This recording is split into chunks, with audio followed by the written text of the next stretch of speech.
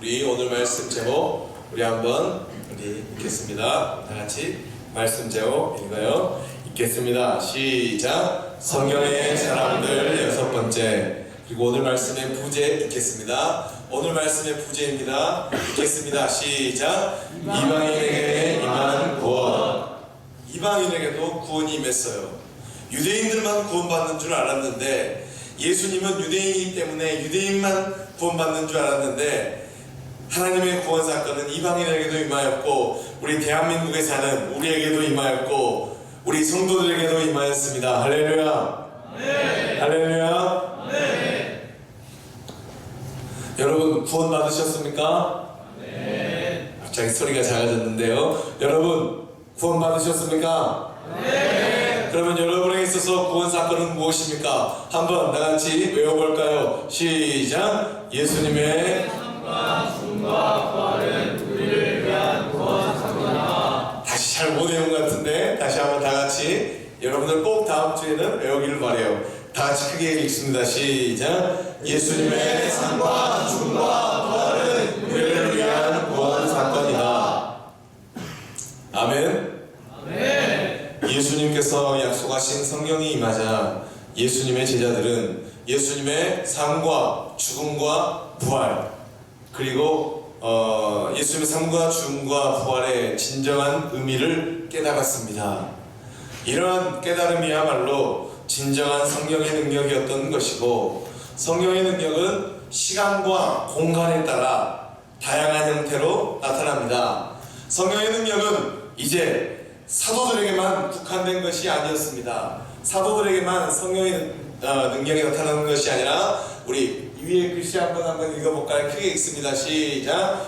초대교회의 일곱 집사, 소위 사도를 대신하여 교회의 현실적 문제를 감당할 일곱 집사님들에게도 임하였습니다. 특별히 바메나, 니골라, 빌립 이게 스테반인데 나는 이게 왜 스테반인지 불어를 잘 몰랐어요. 그 다음에 디몬, 니카노르, 그 다음에 브로고로 그리고 이 스테반은 지난주에 설교 시간에 순교하시잖아요. 그런데 이제 성령의 능력에는 사도들에게만 국한된 것이 아니었고 교회의 현실적 문제를 감당할 7명의 집사님들에게도 임하였습니다. 그중 빌립 집사, 빌립 다같이 빌립 다같이 그게 빌립 집사님에게도 임하였다는 것입니다. 그래서 빌립 집사는 스데반이 순교를 하게 되고 스데반이 너무나 예루살렘에서 엄청난 영향력을 미치게 되자 예루살렘에 있는 그 종교 지도자들이 예수 믿는 사람들이 핍박해요. 그래서 어쩔 수 없이 사도들은 뿔뿔이 흩어져서 복음을 전하게 되는데 그중 빌립 집사 다같이 빌립 빌립은 이 사마리아에서 복음을 전하였습니다. 사마리아에서 빌립이 복음을 전하였습니다. 그런데 사마리아에 있는 우리들은 빌립의 선포 그리고 빌립이 귀신을 쫓아냈어요. 여러분에게 있는 악한 귀신이 떠나갈지어다. 할렐루야. 빌립 집사가 귀신을 쫓아냈습니다. 그리고 중풍병자와 안진뱅이를 치유했어요.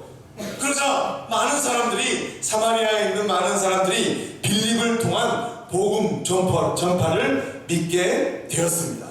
말로만 하는 것이 아니라 직접 행동으로 보여줬어요.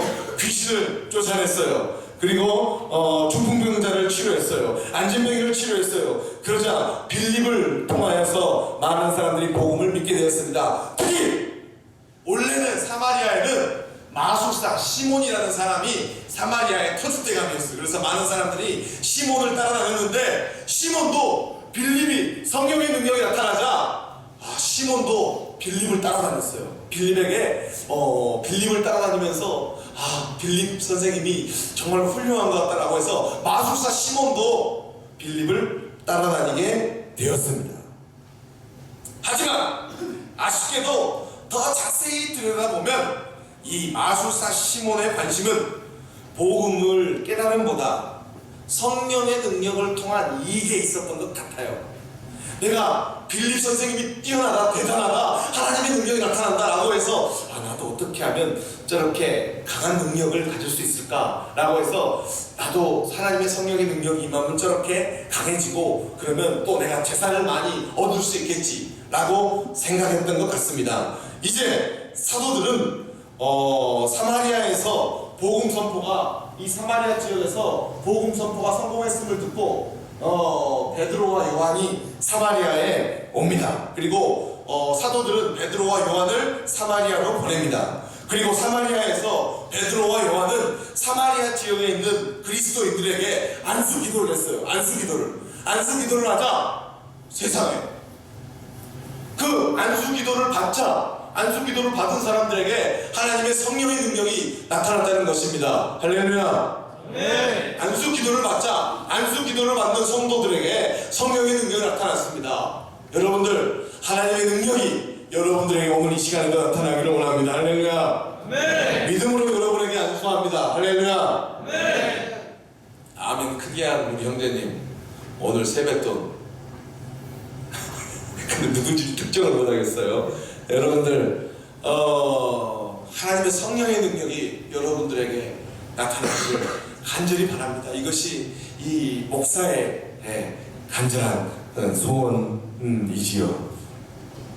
베드로와 요한은 성도들에게 안수기도를 하자, 사마리아 지역에 있는 성도들에게 안수기도를 하자, 그들에게도 성령의 능력이 임하였던 것이고 이 일을 시몬이 지켜봅니다. 그런데 아니 안수기도를 하자 성령의 능력이 나타나? 그러자 시몬이 베드로와 요한에게 찾아가서 저도 안수기도하면 성령의 능력이 나타날 수 있게 해주십시오라고 하면서 제가 벌어놓은 돈입니다. 제가 헌금을 드릴 테니까, 제가 이렇게 많은 돈을 드릴 테니까 저도 안수기도하면 성령의 능력이 나타나게 해주십시오라고 말합니다. 이 마술사 시몬이. 그러자 베드로가 뭐라고 합니까? 두 번째, 여러분들 크게 한번 읽어봅시다. 시작. 내가 하나님의 선물을 돈 주고 살 줄을 생각하였으니 내 은과 함께 내가 망할지어다. 아멘. 다시 한번 여러분 크게, 우리 눈 드신 분은 크게 한번 읽어봅시다. 시작. 내가 하나님의 선물을 돈 주고 살 줄로 생각하였으니 내 은과 함께 내가 망할지어다. 동시에 시몬은 저도 안수기도하면 성령의 능력이 나타나게 해주십시오 라고 말하자 베드로는 너가 말이야 성령의 능력은 하나님의 선물인데 돈을 주고 하나님의 성령의 능력이 생길 것 같느냐?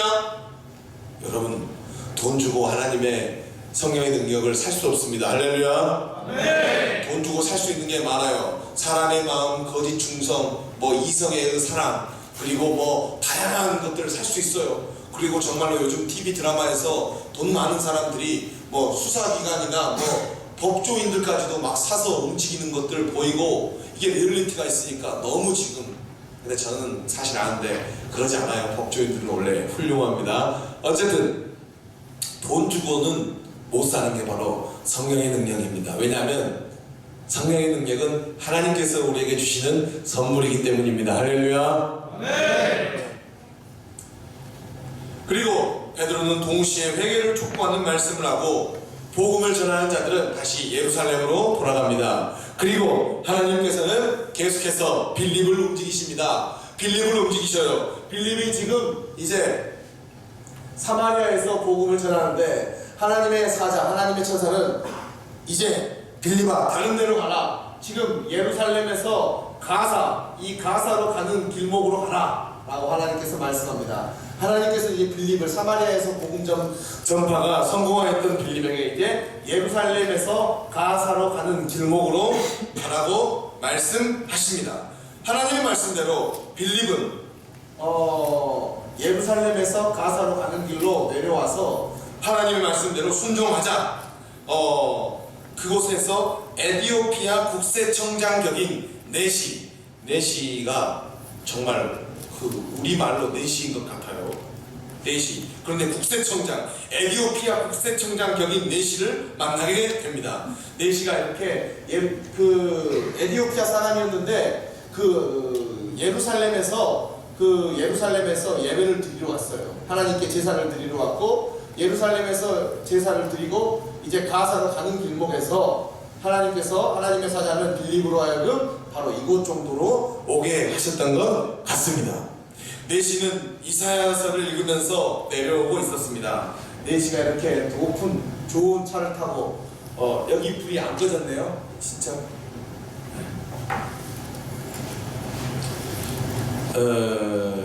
내시는 이 예루살렘에서 가사로 가는 길로 내려가고 있었어요. 그런데 이사야서를 읽으면서 내려가고 있었는데 성령은 빌립으로 하여금 내시에게로 나아가게 합니다. 그리고 빌립을 본 내시는 빌립에게 높은 좋은 차를 타가면서 이렇게 이사야서의 의미, 이사야서 53장 7절에서 8절의 의미를 물었습니다. 어린 양이 도살자에게 아무런 말 없이 끌려가서 제사물이 된다. 이런 내용들이에요. 이사야서 52장 13절에서 53장 12절에 나오는 그 종의 노래의 그 부분의 일부 중에서 어린 양이 말없이 끌려가서 제사 제물 되는 그러한 장면을 그리고 있는데, 이 어린 양이 이사야 자신을 나타내냐 아니면 다른 사람을 나타내냐 라고 말하면서 이런 것들에 대해서 내시가 고민하고 있는 것을 묻자 빌립은 바로 그때 주 예수 그리스도의 복음을 전하고 가리키는 것이 바로 예수님을 가르치는 것이다 라고 하면서 이 이사야서 53장 7절에서 8절에서 시작해서 예수님을 통한 복음을 전하였습니다. 그러자 내시가 내가 예수님의 복음을 깨달았는데 여기서 이럴 필요가 있느냐라고 하면서 그냥 바로 그 즉시 세례를 받게 되었다는 것입니다.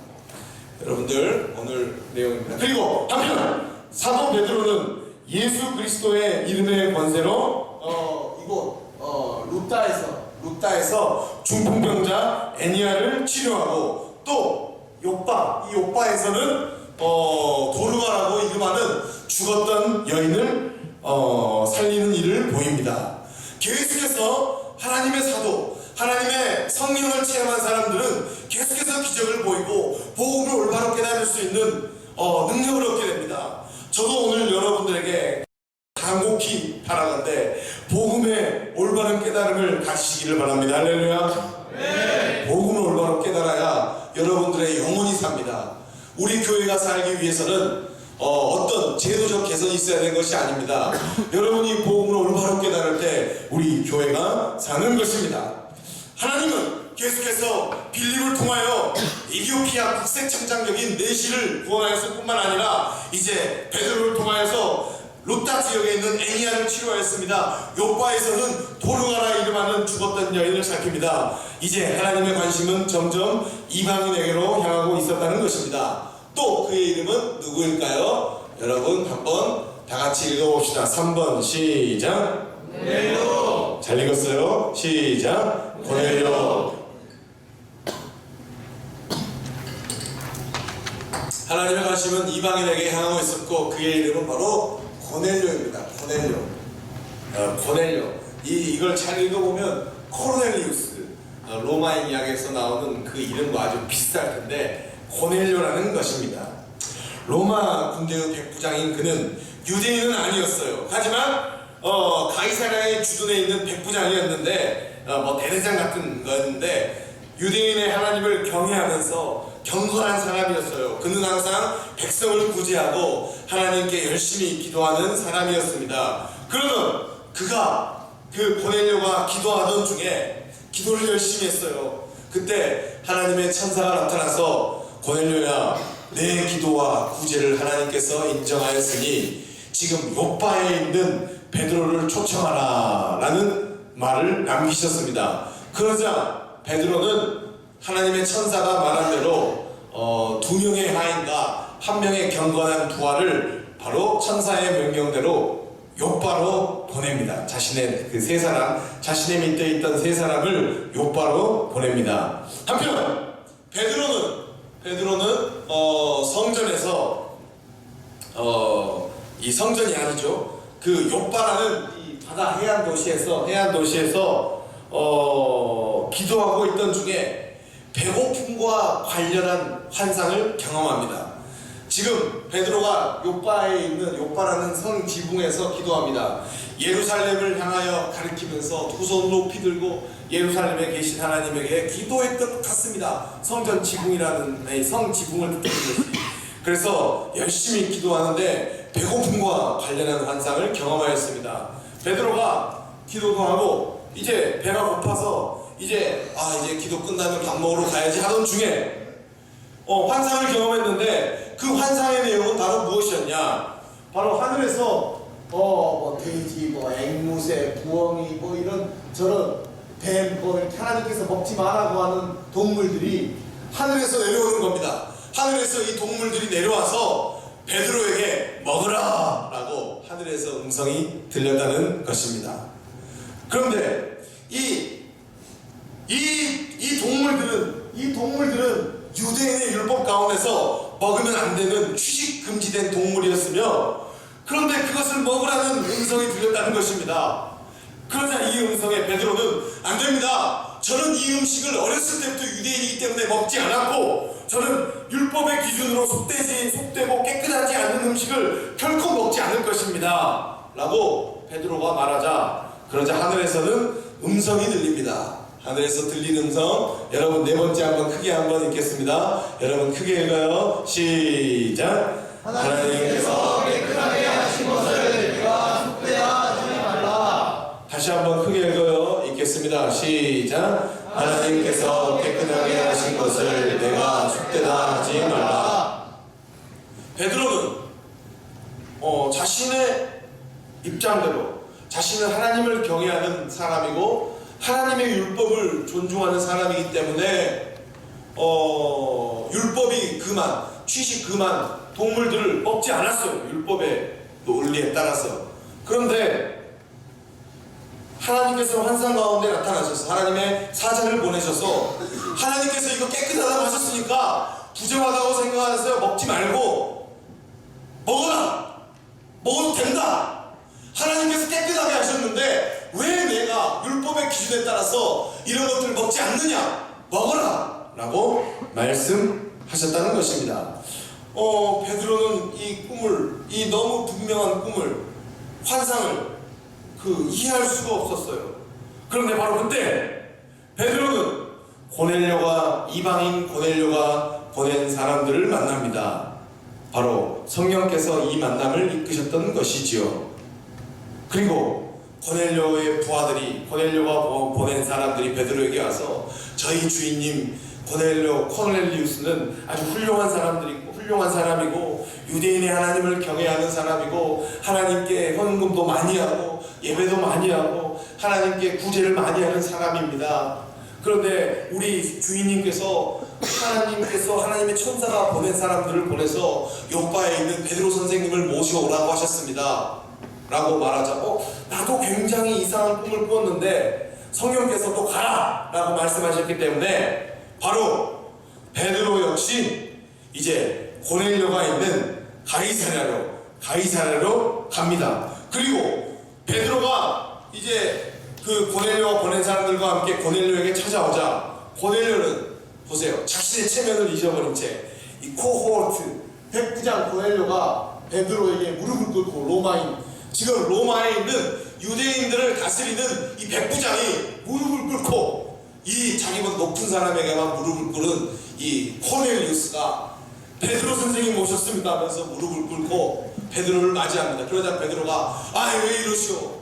나도 사람이요 하면서 일어나시오 라고 말하면서, 아닙니다. 제가 4일 전에 그 유대인의 하나님을 경외하는 마음으로 하나님께 기도를 하자 하나님께서 요파에 있는 베드로 선생님을 당신을 초대하라고 말씀하셨습니다. 그런데 당신이 오늘 이 자리에 오셨는데 제가 하나님의 말씀을 받은 듯이 열심히 당신의 말씀을 받들겠습니다 라고 말하자, 고넬료 역시 기도 중에 하나님의 음성 가운데 베드로를 초청하라는 음성을 들었음을 말합니다. 이 순간 베드로는 하나님의 마음을 더 분명히 깨달았다는 것입니다. 하나님은 유대인만을 구원하시기 위해서 예수님을 보내신 것이 아니었구나. 하나님의 구원 사건의 영역은 바로 어떻게 해요? 다섯 번째, 여러분 크게 한번 읽어봅시다. 시작. 참으로 하나님은 사람의 외모를 보지 아니하시고. 다시 한번 읽어요. 시작. 참으로 하나님은 사람의 외모를 보지 아니하시고. 유대인들이나 심지어 초기 기독교인들마저도 이방인들은 하나님의 구원 사건이 임할 수 없다고 생각했을지 모르겠으나 하나님의 관심은 이미 이방인에게까지 향하였다는 것입니다. 베드로는 이러한 하나님의 뜻이 담긴 선지자의 외침이 기억나서 예수 그리스도를 믿는 사람들은 그의 이름을 힘입어서 죄사함을 받으리라 라고 외쳤습니다. 할렐루야. 네. 할렐루야. 네. 베드로가 복음을 강력히 선포했습니다. 베드로가 강력히 하나님의 마음을 전하고 하나님의 마음의 그 핵심인 복음을 전하여자 이러한 외침을 들은 모든 사람들에게 성령이 임하였다는 것입니다. 여러분들 복음 말씀을 들으십니까? 하나님의 말씀을 들으십니까? 할렐루야. 네. 하나님의 말씀을 듣는다면 여러분들에게 이미 성령이 임한 것이고 성령이 임한 사람만이 하나님의 말씀을 들을 수 있습니다. 할렐루야. 네. 베드로가 강력하게 하나님의 말씀을 전합니다. 유대인만을 하나님께서 구원하는 것이 아니라 하나님의 마음은 이방인도 구원하시기를 원하셨구나 라고 그렇게 간접적으로 외쳤던 선지자의 외침이 생각나서 예수 믿으면 구원받지 유대인이냐 이방인이냐는 구원의 조건이 되지 않는다. 유대인만 구원받는 것이 아니라 우리 대한민국에 있는 우리 교회의 성도들도 구원받습니다. 할렐루야. 네. 이러한 외침을 듣는 모든 사람들에게 성령이 임하였고 이들 역시 하나님의 성령이 임하자 방언이 터졌습니다. 그리고 하나님을 영화롭게 외치고 이 가이사랴의 백부장의 집 고넬료의 집의 모든 사람들은 고넬료의 집에 있는 성령이 이끄시는 모든 사람들은 방언이 터졌습니다. 그리고 하나님을 높입니다. 이에 베드로는 다음과 같이 말합니다. 여러분 크게 한번 읽어봅시다. 시작. 이 사람들이 우리와 같이 성령을 받았으니 누가 능히 물로 세례 베품을 금하리요. 다시 한번 읽겠어요. 시작. 이 사람들이 우리와 같이 성령을 받았으니 누가 능히 물로 세례 베품을 금하리요. 베드로도 아주 그 격정적 상황이 된다 봐요. 하나님의 성령이 임한 것을 베드로가 보게 되자 이 사람들이 우리와 같이 성령을 받았는데 누가 이 이방인들에게 물로 세례 베푼 것을 금할 것인가 라고 하면서 하나님께서 이방인들에게도 약속하신 성령을 부어주셨기 때문에 이방인들에게도 구원의 증표로 예수 그리스도의 이름으로 물 세례를 베풉니다. 오늘 본문은 철저하게 성령 부어주심의 주체는 인간이 아니라 하나님이심을 추론케 합니다. 여기서 기껏해야 우리가 할 수 있는 일은 하나님께서 성령을 부어주실 때 물 세례로 확증할 수밖에 없다는 것입니다. 여러분들, 물 세례는 하나님의 성령의 세례를 받은 것을 확증할 수 있는 것이지, 그래서 베드로가 과감하게 성령이 임할 때 이방인들에게 세례를 베풀 수 있었다는 것입니다. 오늘 말씀 요약합니다. 여러분들 오늘 말씀을 통하여 우리 한번 다 살펴보겠습니다. 1번 시작. 하나님의 구원 사건을 깨달음이 성령의 능력이라는 사실. 여러분, 성령의 능력은 다른 게 아닙니다. 하나님의 구원 사건인 예수님의 삶과 죽음과 부활의 진정한 의미를 깨닫는 것입니다. 두 번째 읽겠어요. 시작. 성령의 능력은 치유의 능력으로 나타난다는 사실. 성령이 오늘 우리 사회를 치료하기를 원하고 우리 부대를 치료하기를 원하고 여러분의 삶을 치료하기를 원합니다. 할렐루야. 아멘. 우리의 삶이 치유가 돼야 돼요. 여러분들 요즘에는 정신과적 질환 걸린 사람이 많아요. 또 대다수의 젊은이들이 굉장히 거짓말을 많이 하고, 우리 어린이들도 마찬가지예요. 모든 사회에 있는 사람들이 거짓말을 해요.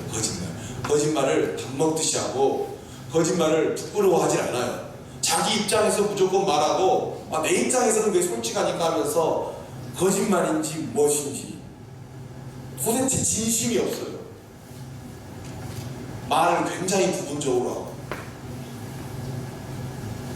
이런 상황이 치유가 돼야 된다는 거예요. 말을 똑바로 하고, 말을 정확히 하고, 자기 입장에서 말을 하는 것이 아니라 상대 입장에서 말을 하고 보편적으로 말을 하는 우리 성도들 되시기를 주님의 이름으로 부탁하고 축원합니다. 아멘. 아멘. 세 번째, 시작. 성령의 능력은 돈으로 취할 수 없다는 사실. 성령의 능력은 돈으로 취할 수 없습니다. 성령의 능력은 돈으로 살 수 있는 게 아닙니다. 돈으로는 인간사에서 못하는 것이 없습니다. 하지만 신앙의 영역은 돈의 영역이 아닙니다. 여러분들, 젊은이들도 많이 어릴 때부터 돈의 노예가 될지 모르겠지만 돈은 결국 우리를 치료할 수가 없습니다. 우리의 치료는 하나님으로부터 일어나야 되고 우리 바깥으로부터 일어나야 되는 건데, 자꾸 우리 안에서 돈의 문제라고 계속해서 치환함으로써 우리의 문제가, 사실 문제 자체가 발견이 안 되는 일이 많았다는 것입니다. 네 번째 읽겠어요. 시작. 하나님은 사람의 외모를 보지 않는다는 사실. 다시요. 시작. 하나님은 사람의 외모를 보지 않으신다는 사실.